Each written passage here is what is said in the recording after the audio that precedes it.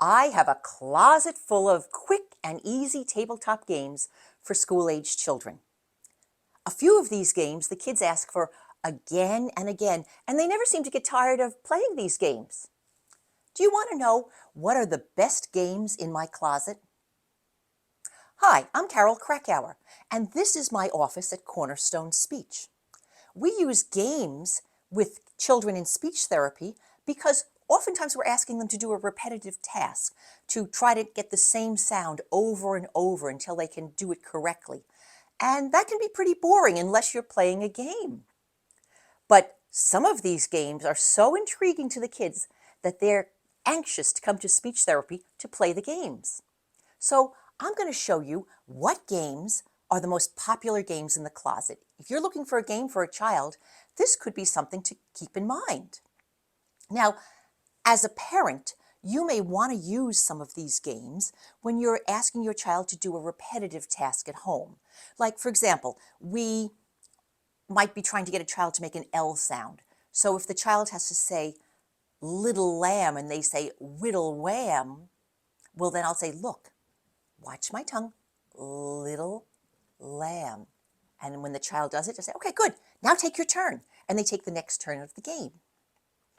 If you have another task at home, like the child is learning letter sounds, the child is learning math facts, you may want to use some of these games because our parameters are they have to be able to be completed within half an hour, easy to put together, easy to take apart, and fun for the kids. So let's get right into it, and I'll tell you what are the best games for kids who can't read yet.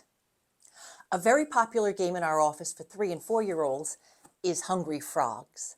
It's very similar to Hungry Hungry Hippos. And in this game, there are some balls in the middle of a circle, and the frogs have to compete to eat the balls. No reading required. The next popular game in our office is called Bunny Hop. And there are some bunnies in a carrot patch, and the child rolls the die. This is a great game for kids who don't read yet but can identify colors. And whatever color comes up on the die, they have to push the bunny of that color, push a farmer's hat. Oops, that one wasn't a hopper. Roll again, push another bunny, push a farmer. Oops, they got a bunny that was a hopper. And the child has to collect 4 different bunnies of 4 different colors to be the winner. So you can tell from the dog-eared look, this is a perennial favorite in our office. One of my favorite games is Pop the Pig. Once again, look at how dog-eared it is, because it's also the kids' favorite. In this game, there are a bunch of hamburgers, and you have to feed the pig. On the bottom of each hamburger is a number, like here's number 4. So what I like about it is I will make the child say their speech sound 4 times, like they might have to say little, little, little, little. And then they feed the pig and bop him on the head 4 times. And then when the pig gets so fat that he pops, somebody is either the winner or the loser. We let the kids decide whether you win or you lose when you pop the pig. But this game, great for kids who are not reading yet, but who are learning how to count. Another popular game in our office is a game called Tenzi. And this game is very fast-paced. In this game, 2 people each get 10 die.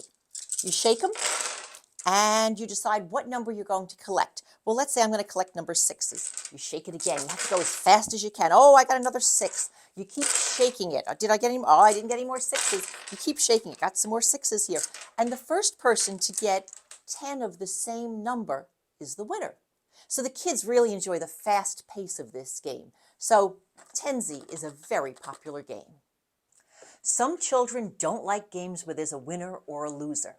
Fortunately, we have a couple of games in our closet from a company called Peaceable Kingdom, where the object of the game is for us to help animals or creatures in distress.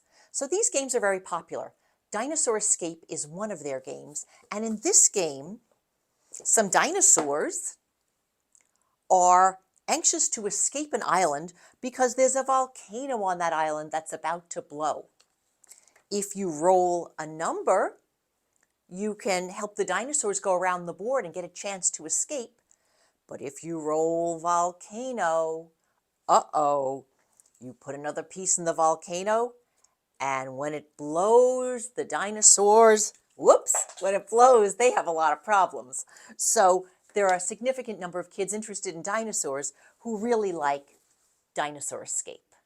A very popular game with little girls in our office is also from Peaceable Kingdom, and it's called Mermaid Island. In this game, 3 little mermaids are very anxious to get to Mermaid Island, but they're hampered by a sea witch who wants to drag them into seaweed tangle. Fortunately, though, they can win magic wands and drive back the sea witch and save the other mermaids. So this is a very cooperative game that an awful lot of little girls go for as soon as they hit the closet. Another game that's less of a game and more of a craft project in our office is Disney Princess Enchanted Cupcake Party. Also very popular with a lot of little girls. And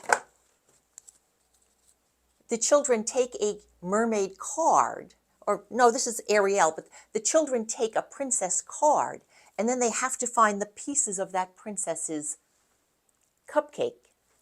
And then they really enjoy assembling the cupcake. And we can assemble all of these cupcakes in about 20 minutes. So this is a very popular quick game, and it's very motivating for an awful lot of little girls. Some kids like games that require a bit of thinking, and if you've got that kind of a kid, this is a good game. Castle Logic. I know this company has other games in the series, but in this game, you get a series of puzzle pieces here, and you have a book. And the book starts out with the easiest puzzle to make, this one, and the answer is on the back if the child needs the answer. And the kids will try to put the puzzle together so that it matches. Let's see, it would be like this, this, and this. Matches? Yep, they got it. But the puzzles get harder and harder until they get into very difficult ones by the end of the game. So this is a game that some kids will try over several weeks. They want to finish the whole book, and they will do their words in between each puzzle. Another great game for kids who enjoy a bit of a thinking challenge is Chinese checkers. Older kids enjoy this too in our office. But I did find that you need to get the wooden board with the pegs, don't get the marbles. And I had to draw lines on my board so that the kids would know in which direction they could move their pieces. But kids do enjoy getting better and better at this game, and there are a lot of turns, so there's a lot of opportunity to practice their speech sounds. So before I get to the most popular game in the closet, let me remind you that we use the games to make the lesson fun for the child and to give them lots of opportunities to practice a repetitive task. So anytime you're working with a child with a repetitive task that requires a lot of practice to get better, use some of these quick games. It makes it fun, the kids like to do it, and they look forward to doing their work.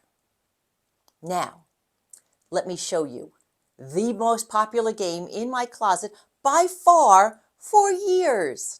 And it is this one, Shark Chase, a game in which you have to help some fish because there is a shark after them and he wants to eat them. In Shark Chase, there are fish going around the board. You roll the die, see what fish you can move. Oh, we could move the green one and the purple one. But then it's time for the shark to take a bite. And oh no, he just ate a red fish. So, even Mary Poppins said, a spoonful of sugar makes the medicine go down. If you want to help your child practice speech sounds, practice repetitive tasks, do homework, get some of these quick games. It makes it go a lot faster and with a lot more fun.